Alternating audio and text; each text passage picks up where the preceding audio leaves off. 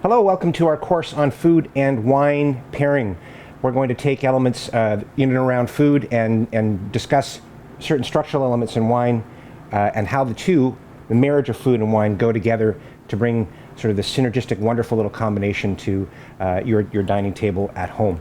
As a professional, as a sommelier, I am frequently asked, we're having this dish, what wine should I pair with this food? And I'll take all these elements into consideration, a number of things that come to mind that I'll discuss in the lecture. But the thing that takes precedent over any sort of pairing, any kind of food and wine combination is the ultimate thing is that you have to like that wine. I could suggest a certain style of Chardonnay or Cabernet Sauvignon or Pinot Noir or something new and interesting like Primitivo from southern Italy, maybe some Monastrell from Spain. And if you don't know these wines, if you don't like these wines, if you happen to be a fan of whites more than reds, if you like reds more than whites, I can recommend a wine that you might not like, and it doesn't matter what happens, you're still probably not going to like that wine with the food that you're having here. So the precedent is always to enjoy something that you like, and that's a good jumping point for when you want to have a nice pairing of food and wine together. In restaurants, it's important not to commit to a bottle that you're unsure of. Always engage the sommelier or the beverage steward in the restaurant. Ask for their advice. Many professionals who work in the retail industry might also have some advice if you have questions with regard to what kinds of food might pair with a specific style of wine. The most important element when considering matching a wine to food revolves around the main characteristic of the meal, or the main characteristic of the dish, because I think at the underlying basis of food and wine pairing, one of the biggest elements in terms of pairing food and wine is to match the body or the richness or the weight of the wine with the body, the richness, the weight of the dish. Light goes with light, heavy goes with heavy. You can play around with that a little bit. Sometimes you can always go in certain directions too. You can go with a lighter wine with a heavier dish. That can work. It might not be a perfect pairing, but that will work. Lighter wine, heavier dish. But if you've got a really full-bodied, powerful, rich wine with a very light and elegant flavored dish, that's just going to overpower. It's going to steamroll through everything. So starting point is to consider the main characteristic of the meal. Are we talking about mild flavors? Are we talking about rich, dense, reduced flavors? The components of the dish. Are we talking more about leaner, lighter components? Or is this a rich, fattier kind of meal? And sometimes the fat doesn't always have to come from ingredients. It can come from using a rich olive oil to finish off a dish. Many chefs will what they call mount a sauce with butter, making a sauce which seems somewhat light, surprisingly rich. A beurre blanc can be incredibly rich, even though it's quite light and citrusy.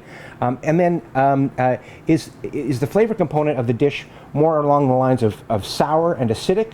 Is there a vinaigrette that is associated with this, or a gastrique? Is there a lemon sauce that's a citrus sauce that's finishing the dish, or is it quite rich? Is it more creamy? Is it a sauce that is a reduction of a stock over many hours to this very concentrated flavor element? And that leads us to another kind of thing. So are we talking about rich or acidic flavors? The other thing that can also weigh heavily in how you pair wine with a meal or a dish is there some sort of strong flavor component, a singular flavor component that can either match or contrast with the wine in the dish? It might not revolve around the protein, it might not revolve around the mild flavor or the rich flavor. It could be just a singular note in a sauce, in an accompaniment, in a side dish that can really predicate the choice of a successful food and wine pairing. So, as mentioned before, mild dishes go better with mild flavored wines, lighter bodied wines. You always consider pairing something like seafood, which tends to be a little bit lighter. It's not as fatty, it's a little more lean. Usually has some sort of acidic element with it too. Fish, lemon, that kind of school of thought, or even sort of a salty kind of thing. Olives, something that brings out a bit of salinity in the wine, in the dish, can be paired with a lighter wine. To contrast, if you've got a very rich, full, flavorful meal like a peppercorn steak or a peppercorn sauce to accompany a dish that's going to be spicy and rich, and maybe depending on the style of sauce, something could be a little bit creamy. You want something rich and bold and able to stand up to those really big flavors in the sauce. Elements of fat can come from the protein or the star of the show, whether it's meat or a vegetarian item, or fat that you add to the dish. Could be lots of butter or olive oil. There's an element in wines called tannins. Tannins live in the skins of all grapes, but we get way more tannin in red wine because the way we make red wine is we actually let the skins and the juice macerate. They sit together while the wine ferments, and this allows for color and these tannins to be extracted from the skins of the grape and make their way into the wine. Tannins add a stringency or a mouth drying feel to the wine. A highly tannic wine will make your mouth feel very, very dry, like absent of moisture. If you're a drinker of tea or black tea, if you like black tea, if you like a strong cup of black tea, that mouth drying feeling, those are tannins that come from the tea leaves, same tannins that exist in the skins of grapes. So if you've got a wine that's very, very tannic, or if you've got a meal that's very, very fatty, tannins are something that they're protein molecules that kind of serve to surround the fat or the element in the food that's really kind of making it quite rich, balances the plate out quite a bit.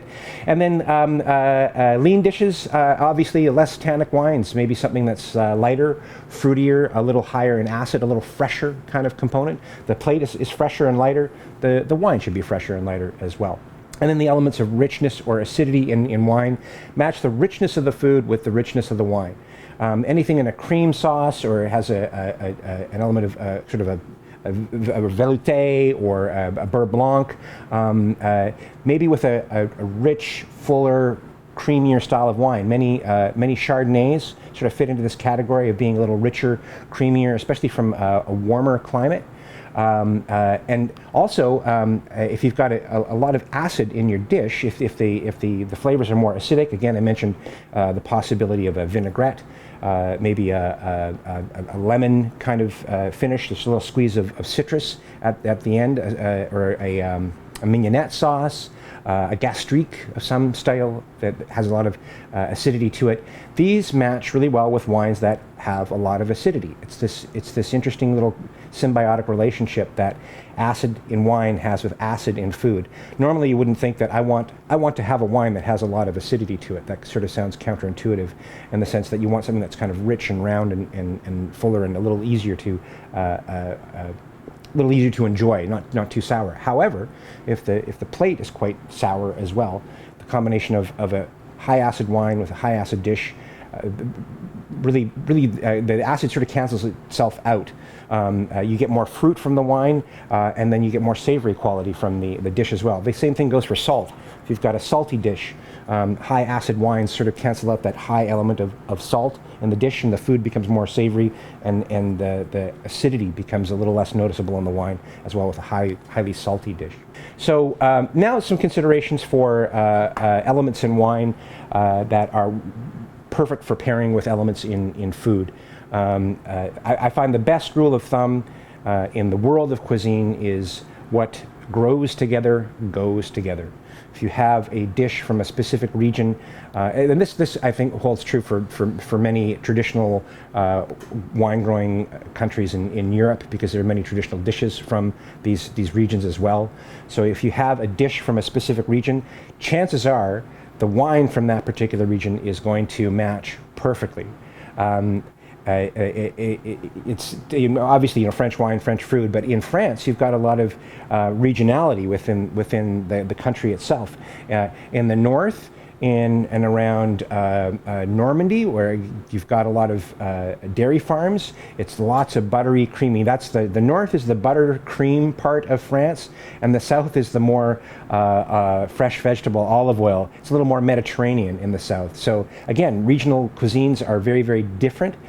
So again, that's why focusing on a regional wine is important. Not to paint the entire cuisine of Italy with the use of tomato, but tomato is a fairly ubiquitous ingredient in a lot of dishes from Italy. It finds its way into a lot of regional dishes. And tomatoes are a fruit, and they are very high in acid. And what you need is a wine that's high in acid to mellow that acidity out in the fruit. And the vast majority of Italian reds, Italian whites, have a tremendous amount of acidity. You probably don't notice it that much because there's a lot of other great structural elements in the wine. There's tons of flavor, concentration of flavor. There's those tannins I was talking about earlier. They all serve to mask acidity. And so it's there, but it's in the background, and it really works with a lot of high acid dishes. So what grows together goes together. So there's a number of elements in food and wine that kind of play with or against each other, and I wanted to address some considerations there. So there's a certain set of flavors that you can detect with your palate that exist in both food and wine. We have sourness in food, related to citrus or maybe a vinaigrette or vinegar-based sauces that relate to acidity in wine. We have elements of sweetness in both food and also in wine, or a lack of sweetness, a dry style of wine. Bitterness that we can detect on our palate. We reference bitterness in wines usually as a reference to the tannin or the tannic element in the wine. Salty elements in food is negligible in wine, but there's some regional wines that have a bit of salinity to them, a bit of a salty kind of quality to them, but salt sort of plays less of a role, but is an important element in food that we can use other elements in the wine, like acid and tannin, to balance salt out.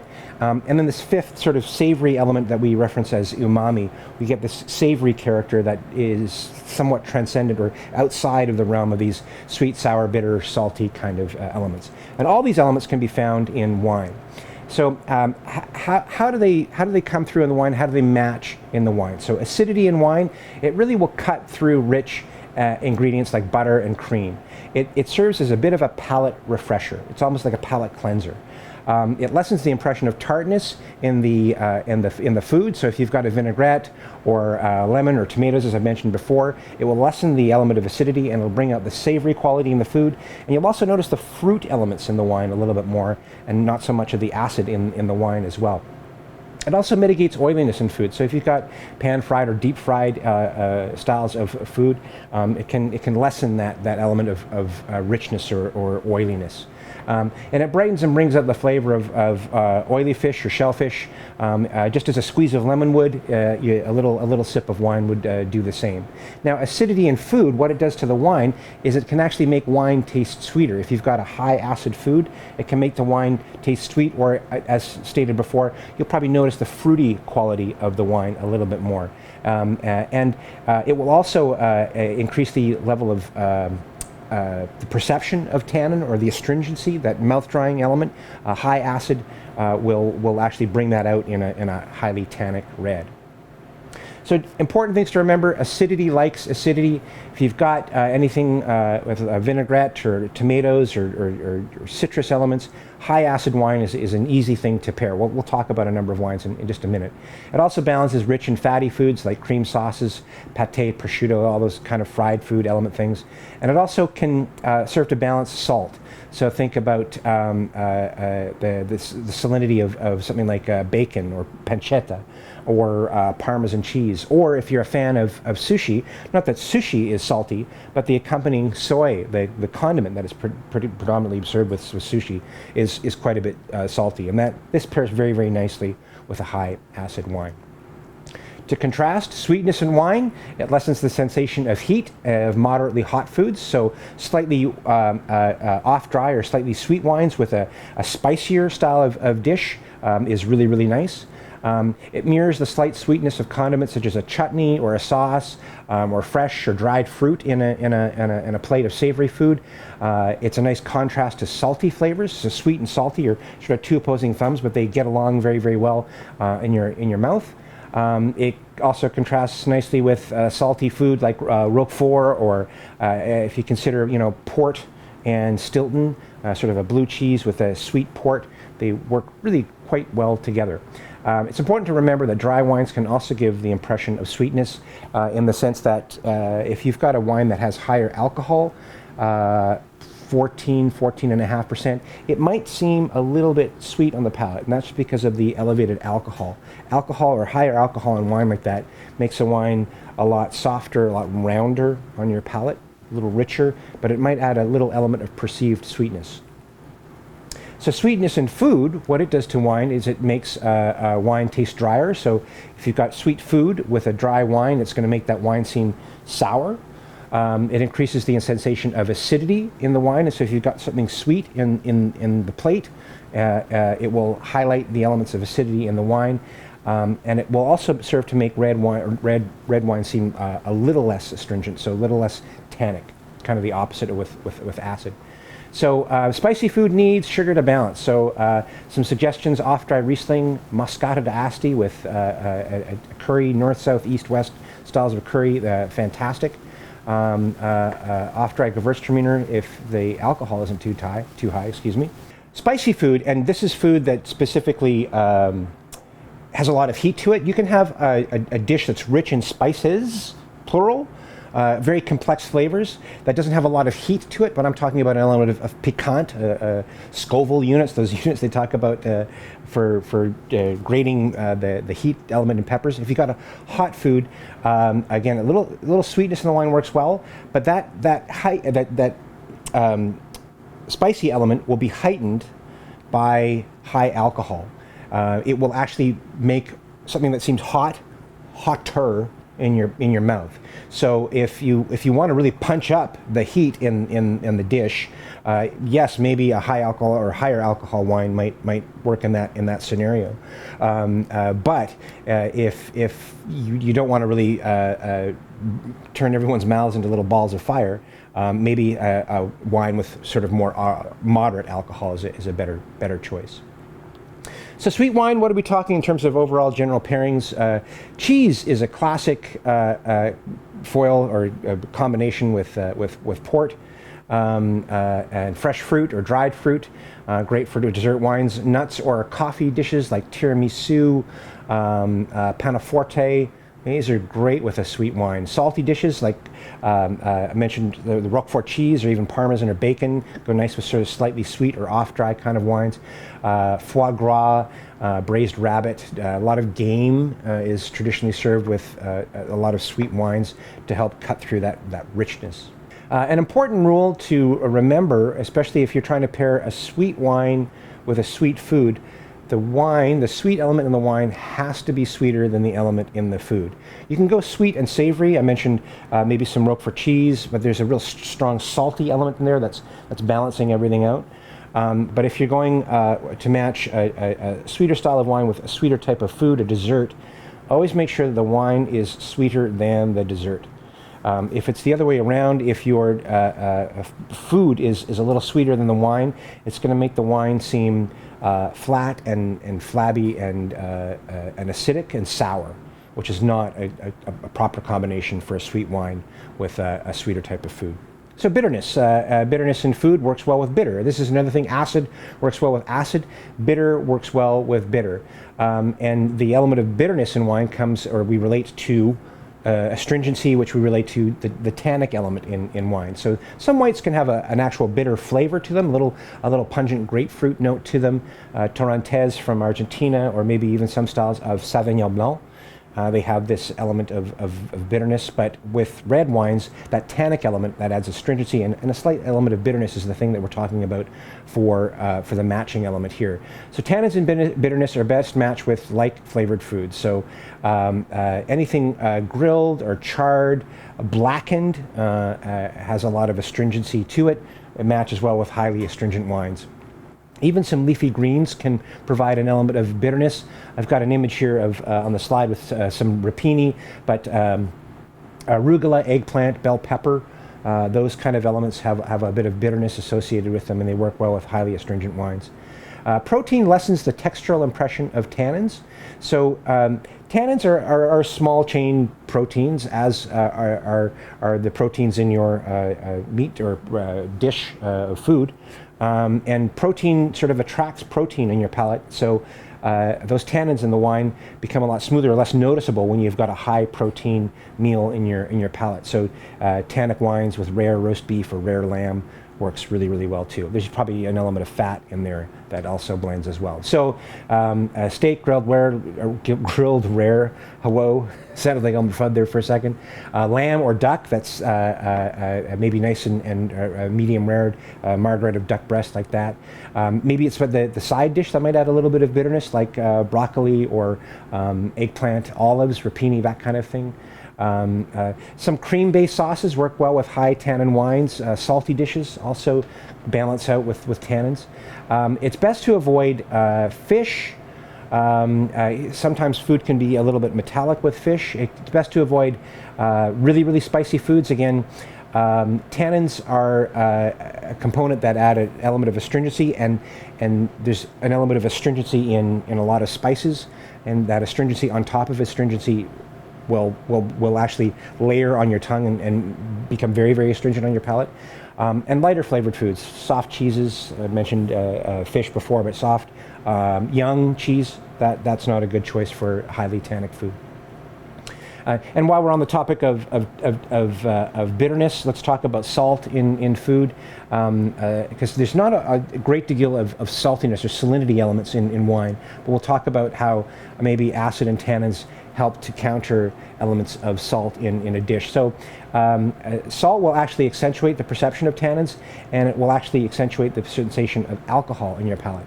So salty foods commute sweetness, and they'll enhance fruitiness in a sweet wine, and they also pair moderately, or salty foods pair moderately well with sweet wines too. I mentioned this before, how acidity in wine is a good thing to cut or mask a lot of saltiness in a dish. So things like sparkling wines or tart wines work well with really salty foods. I mean, if you think about champagne and caviar, it's a fancy thing that goes with a fancy thing. So you put fancy to fancy together, and you got a really combination. But it's the saltiness of the caviar and the really incredibly high acid element of really good champagne that will really accentuate or really take away that element of saltiness in the caviar, and maybe lessen that really tart element in the sparkling wine as well. Those tart wines work a little bit better, I find, when with most salty foods than, say, with a red wine. So that's kind of our sweet, sour, bitter, salty element in the wine, umami, savory kind of elements in the wine. But there's other components in the wine that can affect our choice for pairing. And the first one that comes to mind is alcohol. Alcohol is a very significant element in the wine. Not only does it turn us into better dancers and much more attractive people, it also is responsible for giving the impression of what we reference as body in wine. The more alcohol you have in a wine, the more richness and body that you're going to have in the wine as well. And that kind of stands to reason when you think about where the alcohol comes from.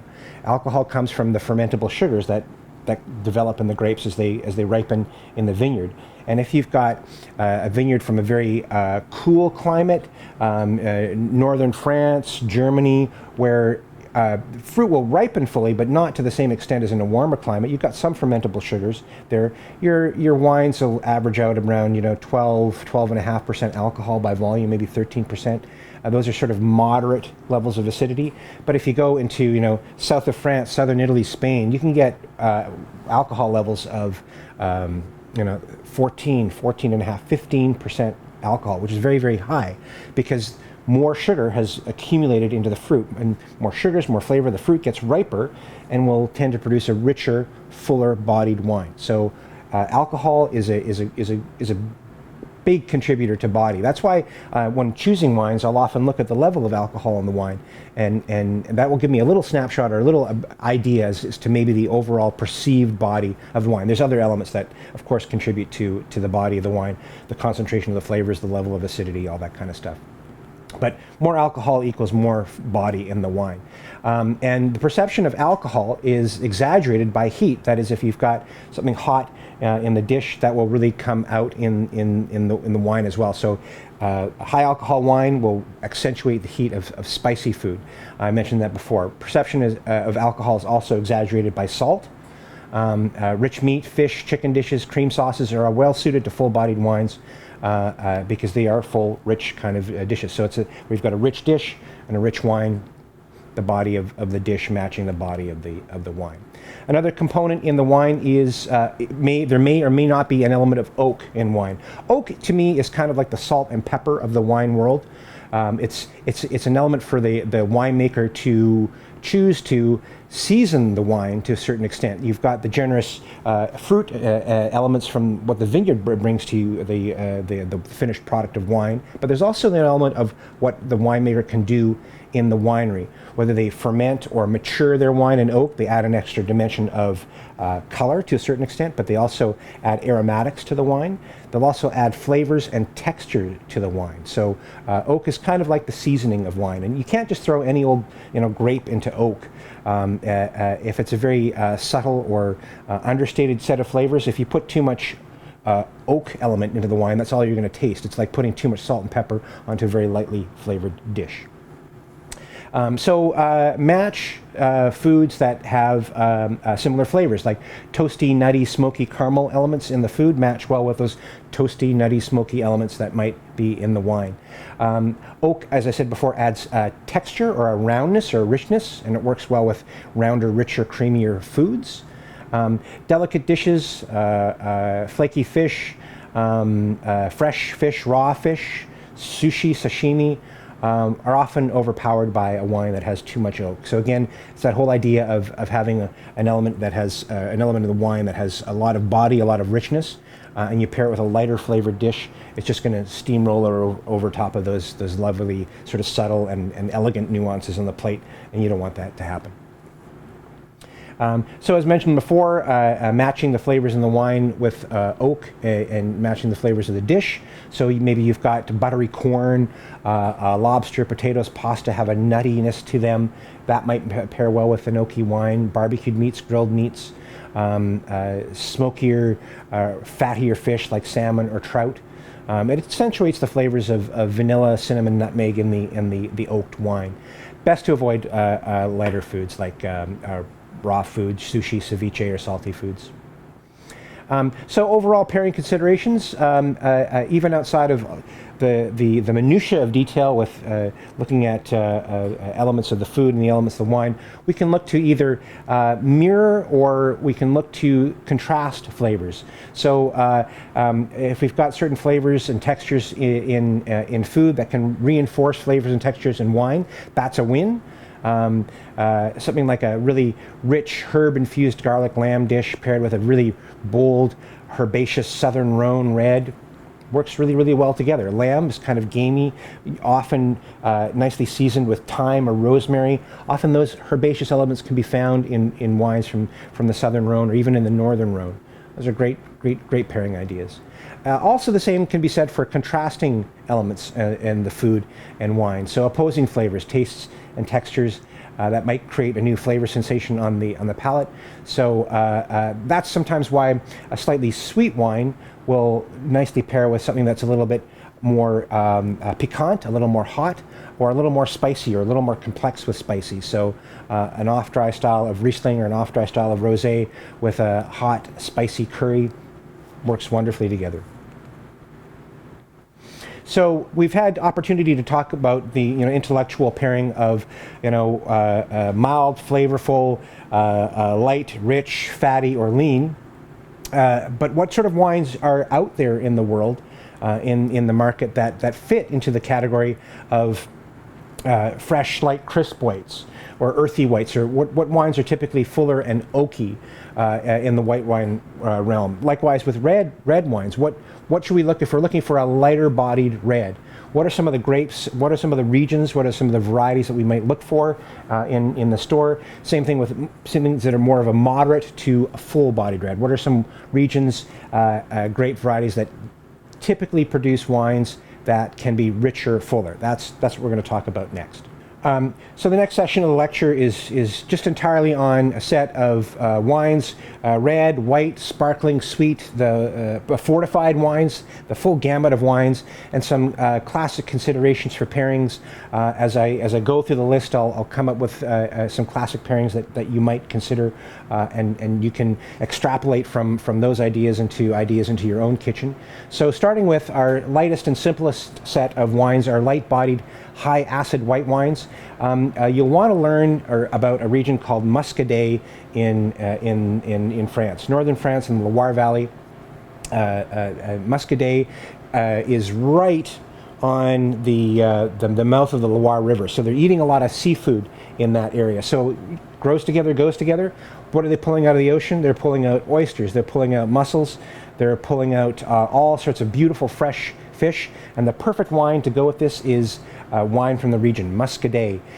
The grape, Melon de Bourgogne, sometimes just referred to as Melon Blanc, or if you want to sound really cool, you just say Melon. But Muscadet is the wine for seafood. So fresh oysters, moule frites, classic for Muscadet. If you're more of an Italian enjoyer of wine, Pinot Bianco or Pinot Grigio, very light, crisp styles of wine. If you'd like a little sparkling wine, Prosecco, nice, light, fresh Italian sparkler. Oftentimes we only associate sparkling wine with celebration to raise a glass for a toast, which is perfectly all right, but it's also very food appropriate. It's just wine with bubbles in it, and Prosecco is a great wine to go with a lot of different styles of food. Fresh fish, wonderful. There's a region neighboring the area where they make a lot of Prosecco called Soave. They grow a grape there called Garganega, but we see it in the retail store with the word Soave on the label.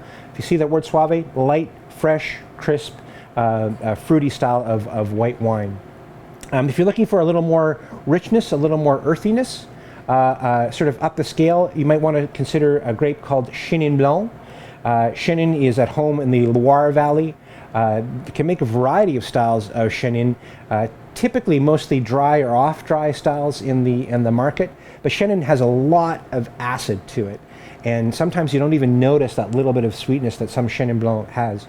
But if you can, always check to see the level of residual sugar in some of these wines. The retailer should know the level of residual sugar, and usually when you're upwards of around 15 grams per liter, that is when most people can start to notice a certain level of sweetness. It's not a persistent sweetness, it's what we call off-dry, but there's a certain sweetness that the wine has when it's in your mouth, but there's this beautiful balancing acidity typical of these style of wines, of off-dry wines, that's high enough that acidity or that sweetness level doesn't last a really long time. So it may be a little bit sweet on the palate, you might notice it there, but the finish is quite dry, off-dry. So Chenin Blanc, especially from Vouvray, or any in the Touraine, you might see that there. There's different styles from South Africa we'll talk about a little bit later.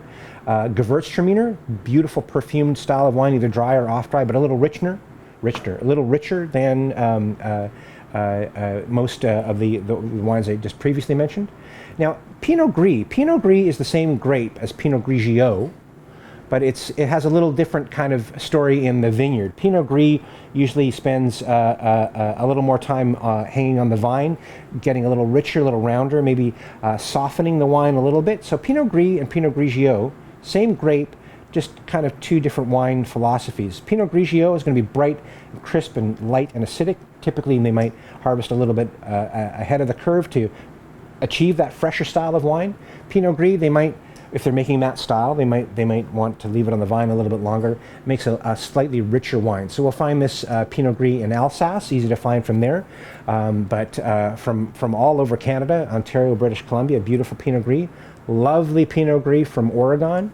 It's a great grape to be explored internationally. Riesling, this ubiquitous grape. I heard this turn of phrase that if you don't know what to pair, you can always pair Riesling or Pinot Noir. Those are the two grapes that go with everything, and they kind of do, because both grapes are actually very high in acid, and that's kind of the big balancer you want with food. But Riesling can complement a meal, whether it's dry, like styles that you find traditionally in Alsace, dry Riesling from northern Italy, A lot of beautiful dry Riesling styles from northern Italy. Wonderful dry Riesling from Australia, Clare Valley, Adelaide Hills. Beautiful Riesling from there. But if you like something that has a little bit of sweetness or off dry, many styles from Germany, Cabinet or Spätlese, late harvest. Those are a little bit off dry to the sweeter side of things. Some styles of white from Spain, white Rioja, can be of the sort of more moderate body, a little richer than some of the lighter bodied styles. Some wines that maybe have a little more richness and texture and aromatics, some basic white Bordeaux. Bordeaux famous for their red wines, but they also have beautiful white wines too. They blend. They have a grape that many of you are familiar with, Sauvignon Blanc. But they blend with another grape called Semillon. Semillon adds a little richness and roundness to the Sauvignon Blanc. Sauvignon Blanc has this herbaceous green element to it, bright citrusy notes, lots of acidity. Semillon kind of adds a little harmony, takes away some of that green, adds a little more pit fruit, peach and apricot. But those are the two big sort of grapes. There might be a little bit of muscadel in there as well. But it adds a little more body, a little herbaceousness from the Sauvignon Blanc there. Gruner Veltliner is a grape that you might want to get to know. It is the star of the Austrian vineyards. There's a little bit grown outside of there, but if you really want classic style Gruner, a little bit spicy, white pepper, maybe a little radish on the nose. Some say a little bit of wasabi, but it's very fruity, a little bit of tree fruit, apple and pear. Some styles can have a little more pit fruit like peach and apricot. Wonderful wine, beautiful food wine. Really comes together with food. It's a little earthy and neutral on the nose and palate, but once you've got some food in there, it's an absolute wonderful wine. I mentioned the blending of Sauvignon Blanc in Bordeaux, but if you're a Sauvignon Blanc purist, maybe styles from the Loire Valley. If you see the word Sancerre or Puy-Fumé or Touraine is a generalized sort of area for Sauvignon Blanc. These are a little lighter, a little more floral, a little more elegant styles of Sauvignon Blanc than say what you'd find typically in a warmer climate like Chile or New Zealand, which is a very, very popular style. It's incredibly tropical. Semillon on its own produces medium-bodied wines. Verdejo is a lovely grape from Rueda in Spain. It's very tropical and moderate in acid, easy drinking style of wine. A neighbor to Rueda is in Spain is Rías Baixas. You might find Albarreño there. It's quite crisp and refreshing, but very long on the palate. In northern Italy, in Piedmont, Arneus is a nice medium-bodied style white wine, somewhat like the Sauvignon Blanc kind of character, a little bit tropical, but also a little bit fresh. Here, more sparkling wine, champagne or cava. I put these two together because they're both made in a similar kind of style. They're both very, very dry, but they both have a lot of complexity from a long maturation period in the winery, making it very, very complex on the nose and palate, adding a little more richness to the wine. Chablis is a region in northern France, part of the Burgundy department. Chablis is known for very, very pure, very elegant styles of Chardonnay that they will, again, make a little more complex, not by aging with oak, but typically letting the wine sit with the leftover, the dead yeast cells left over from fermentation. Once the yeast has finished its job in terms of eating all the sugar and fermenting all the sugar into alcohol, the winemaker will allow the wine to sit and even stir up the lees, the leftover yeast lees that are still in the wine, to add a little more aromatic complexity, a little more texture. It makes the wine seem a little bit creamy. This is what we call sur-lie aging, a technique that is used in Chablis. It's used in Champagne, used in Penedès to make cave, but adds a lot of texture and richness to the wine. And a number of Italian white varieties that you might find interesting. Falanghina and Greco di Tufo. These are usually found in Campania in the south of Italy. highly mineral-driven, very aromatic styles of wine. I'll add one that's not even here. Fiano is like this as well. There's a region in Piedmont again, Gavi, that is producing a grape called Cortese. Gavi makes beautifully sort of mineral-driven wines. Vermentino. Vermentino's grown in a number of different spots in Italy. I've had it from Tuscany, but probably the best stuff comes from Sardinia. There's an appellation there called Gallura. Vermentino di Gallura is very floral, very rich, very mineral-driven. Quite a rich wine. But if you're looking for the fullest styles of white wines, the biggest ones, usually that have seen some influence of oak in terms of fermentation in an oak vessel, you can't beat white Burgundy. It's incredibly complex. It's ridiculously expensive, but it's the kind of wine that you don't have to drink right away. White Burgundy of quality will last in your cellar for a very long period of time. It's a great cellar investment and a wonderful wine that is really rich, full, creamy, spent time in oak, so it'll have all this vanilla, nutmeggy, ginger, powdered ginger kind of elements in the wine, adding complexity to the nose and the palate. Really full style of wine. You'll find white Burgundy is typically Chardonnay that's been vinified in oak. But Chardonnay from New World sources, especially warmer climates, California, Australia, South Africa, will have a very rich style of Chardonnay. They're actually trying to mimic the style of white Burgundy, but just with their fruits a little more mature, a little more, sorry, not mature, but a little more ripe is the better word. Produces wines of incredible complexity. Rhone whites are fairly rare, especially the ones that are full and creamy. But if you want to try something of a varietal that's quite nice, Viognier from France usually is a little fuller and creamier. Viognier, not as high in acid, which is an important consideration. So you might not want to have it with a really high acid dish. But you might want to have it with a fuller, creamier style of plate. Viognier, very peachy, apricot-y, has an intense floral aroma as well. Just a lovely grape variety. Now the same idea with a set of red wines. What comprises our light, medium, and full-bodied styles of wine. So now moving on to our red wine categories, our light-bodied, medium-bodied, full-bodied wines. What sort of grapes, regions, appellations do we look for when we're seeking out styles of light, moderate, or full-bodied wines? And we'll talk a little bit about, again, pairings and why these wines are considered to be light. So immediately for our fresh, light styles, right into Europe, the region of Beaujolais. They make their wines from the Gamay grape. Gamay is a fairly thin-skinned grape, so it doesn't produce wines of intense color. It doesn't produce wines of intense tannins.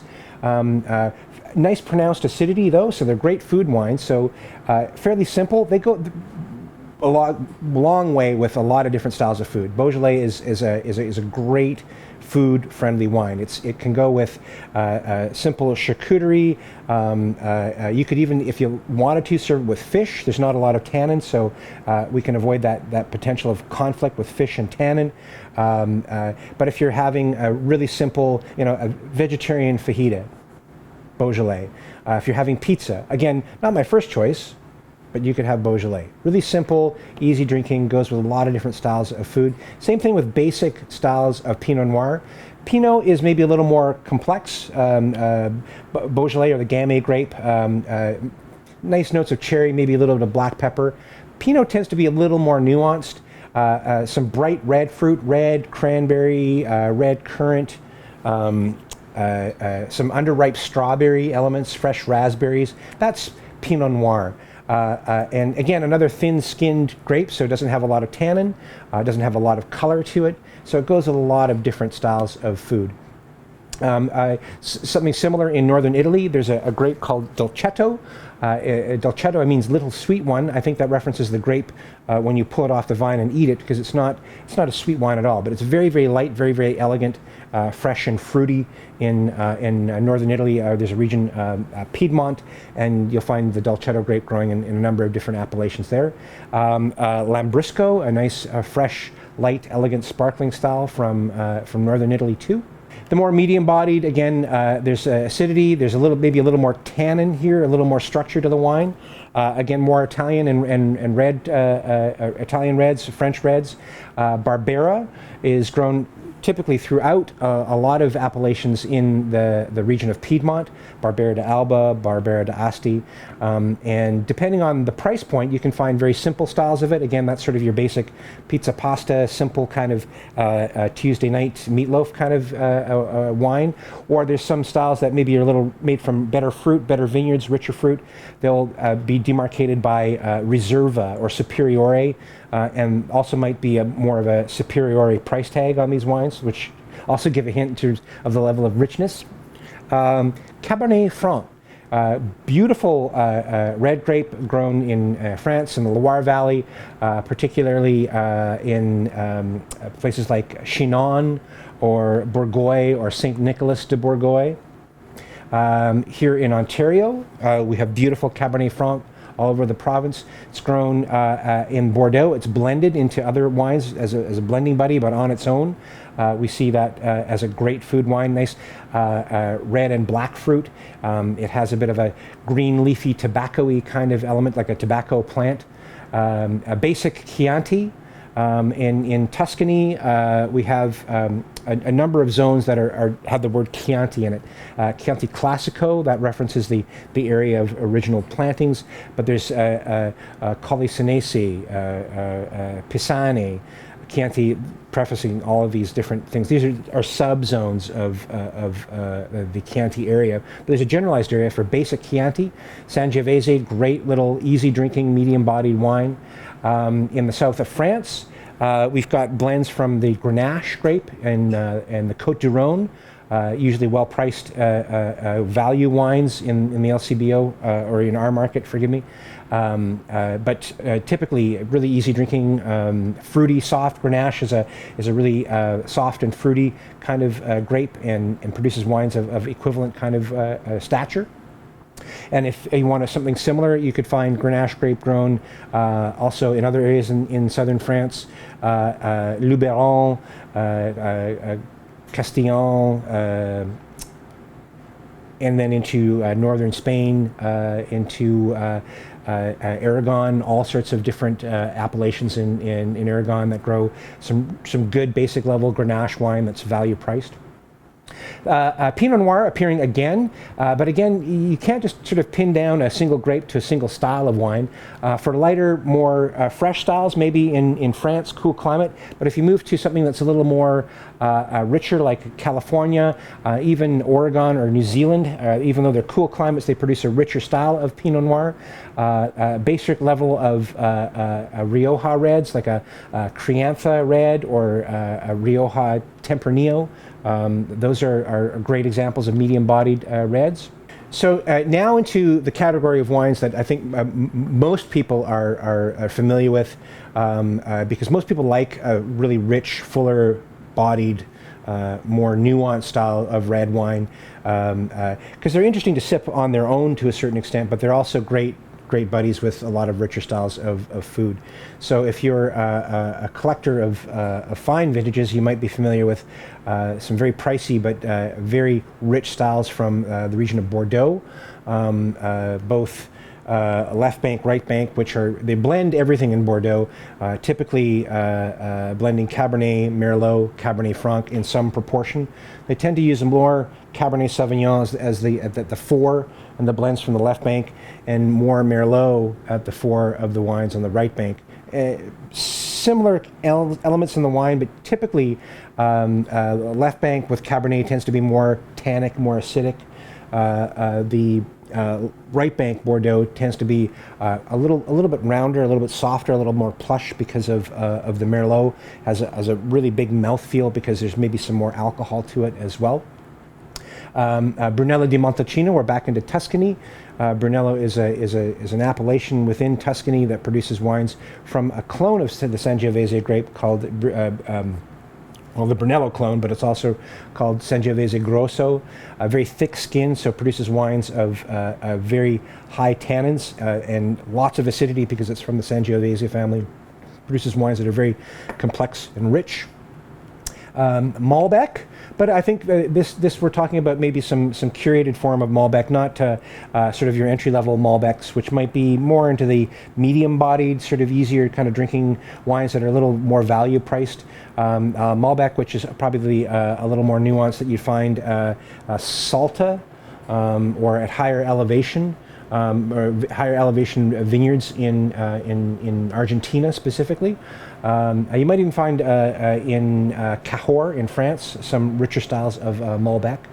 Merlot, I mentioned it's the primary blending red variety in right bank Bordeaux blends, but also all around the world Merlot is grown. California, Ontario, British Columbia. If you want fantastic Merlot, think of British Columbia, Soyuz and Nelson, and also into the Columbia Valley just south of them in Washington State. Amazing Merlot from Washington State. Merlot is often forgotten because of Cabernet sort of always has the spotlight, but I think Merlot is worth a revisit. Very soft, very plush, full, rich wines. Reds from the Northern Rhone, they're primarily made from the Syrah grape, and these can be very spicy from Syrah, lots of black pepper. They can be perfumed with violet, but typically very savory characters. These wines, because of time and oak, are very savory, smoky, almost have a meaty-like quality to them. Very savory styles, wonderful with richer dishes. Pinotage, traditional styles of Pinotage from South Africa is pretty much primarily the spot where you get this variety. There are many what they call coffee style Pinotage, which I would put into the sort of the medium bodied character, but this sort of fuller bodied style again carries a little higher price tag from certain producers, but can be very rich, very, very full. And Zinfandel, also the forgotten grape of California in terms of quality. Everybody tends to rush to the realm of Cabernet Sauvignon with California, but Zinfandel I think is an incredibly powerful and nuanced grape. And you can get different styles of it for sure. There's some really easy drinking styles, but you can get some single vineyard styles that are very rich, very, very full, very nuanced. If you're curious, the same grape, Primitivo, is actually the parent grape, was the parent grape to Zinfandel, the same grape, but probably originated in southern Italy and also parts of Eastern Europe. But if you're curious, if you see Primitivo in the market, it's the same grape as Zinfandel. And some of the biggest, fullest wines on the planet. I've got a couple of regions that are neighbors to each other in northern Italy, in Piedmont, Barolo and Barbaresco. They two appellations that both make wines from a grape called Nebbiolo. Intense tannins, really, really high acid. These wines are beyond full in terms of body because they typically have quite a bit of alcohol, 14 and a half or more, but levels of perceived tannin and acid like you can't believe. They'll last a really long time in your cellar, so they're a great investment for your cellar, both Barolo and Barbaresco, but they're also great with dinner tonight if you've got either a protein-laden meal or a dish that's quite rich and full flavored. Classic consideration here would be something like osso buco. I mentioned Cabernet Sauvignon, maybe from Bordeaux before, but maybe some varietally labeled styles, California, Australia, even in Washington State. Fantastic styles of Cabernet Sauvignon. Here's a region that probably everyone's heard of, Châteauneuf-du-Pape. It's in the south of Rhone. They make Grenache-based blends, very full-bodied styles of wine. Châteauneuf-du-Pape, probably the most famous appellation on the planet. It produces a wine that is characteristically very, very rich, very, very full, definite fruit-forward, soft and fruity style of wine, but still generous with alcohol. Quite a lot of structure to the wine as well. They last a long time in your cellar, but also very, very appropriate with a steak au poivre in the evening at your dinner table. Petit Syrah, also known as Durif in various regions in France, but very popular and gaining popularity in California now. Produces wines that are really dense, inky black with a lot of tannin. The region of Ribera del Duero, also just adjacent to Ribera del Duero, we could also talk about Toro.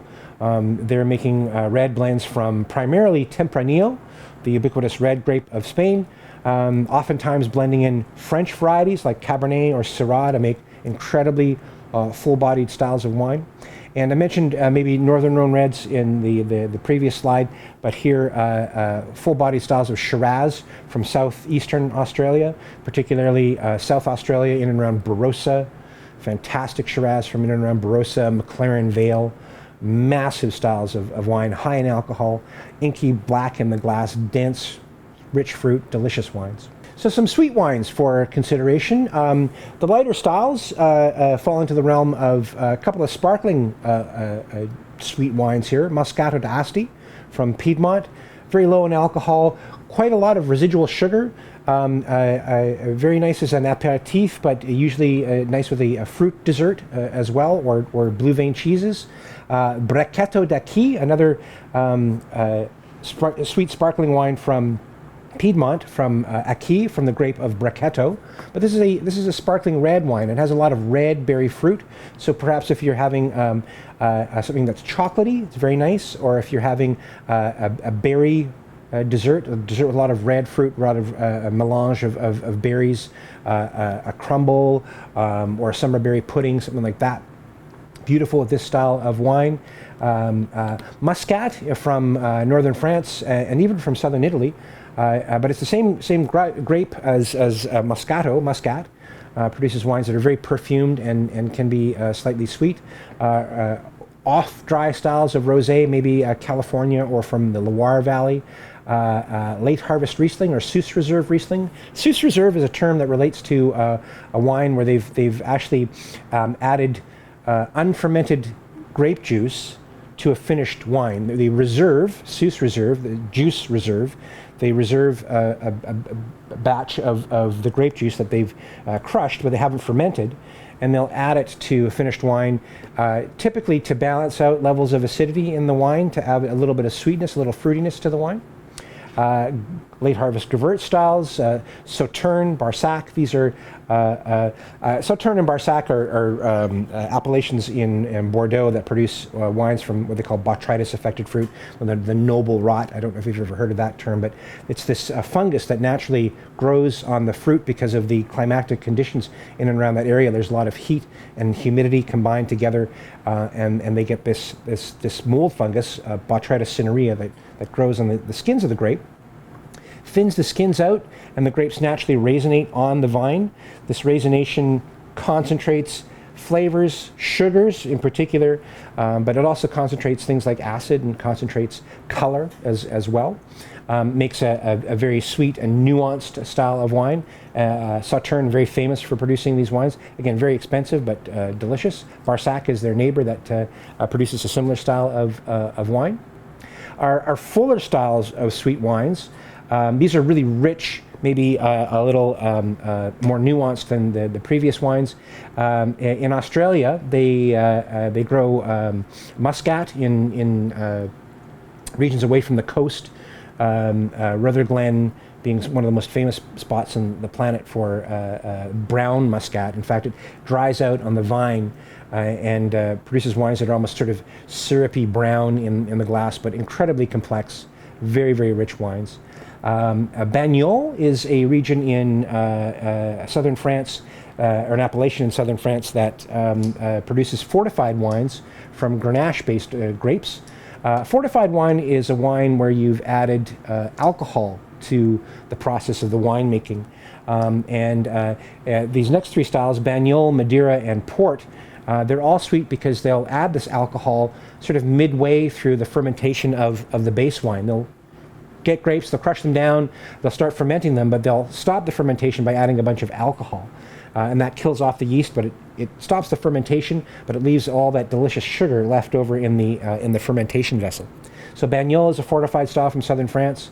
Madeira is a fortified style from the island of Madeira, which is a part of Portugal, and also in Portugal they make beautiful port, both tawny and bottle aged styles. If you can find some Recioto is a sweet style of wine from typically Veneto. There's a couple of spots in there. Valpolicella makes Recioto. Soave makes Recioto, but if you see the word Recioto on the label, it usually means that it's wine that's been made from fruit that's been dried out a little bit prior to fermentation. If you recall in Sauternes and Barsac, that drying process comes from that mold fungus. Well, in Italy, they're not into that mold fungus at all in Italy. They prefer to dry their fruit out naturally in the heat of the sun, and without the aid of this mold. Produces a much, I would say, fruit forward or more fruity style of wine for sure. But Recioto from Valpolicella is made from red grapes, beautiful with chocolate. Tokai at the bottom of the list is another sweet wine made from botrytis affected fruit, but this one's from Hungary, and they do a little bit of different style of production there to make this very rich style of wine. They actually make a paste or a dough out of the dried berries, the botrytis affected fruit, and they let those berries macerate with young dry wine, so that the dry wine becomes infused with all the sugars and all the flavors from the paste of berries that they made, and they make this special wine called Tokai Asu.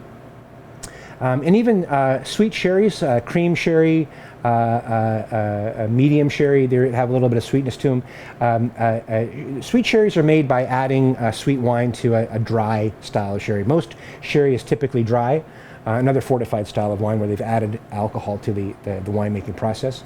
But with a sweet sherry, they've actually added sweet wine based from either Pedro Jimenez grapes or Moscatel grapes that they've grown, they've harvested, but they've let them dry out, and they make a very sweet wine from that, and they'll add that to the sherry to add a sweetness level to them. Wonderful in a trifle, wonderful consumed with a trifle. Sweet sherries are wonderful wines. So also included in the package is this reactionary flavor sensation chart, which is a nice little reference kind of grid where we've included the elements of flavors in both the wine and the food: sweet, salty, bitter, sour, and spicy, or maybe that savory character, and then how that element will react with elements in the wine: tannin, acid, levels of sugar, levels of alcohol, and how they manage, or how they interact. And then specifically in the darker bands, it gives sort of a category or a style of wine that you could pick from that might be a good match for one of these sort of interactions that you've got: flavor versus element in wine, and sort of the overall categories that we've sort of outlined in the lecture are represented on this chart, so you can sort of mix and match by using the chart. I'll provide some links for you in the text of or in the context of Blackboard, but some elements here that help me to put the slides together for you, and I hope you enjoy your food and wine pairing experience.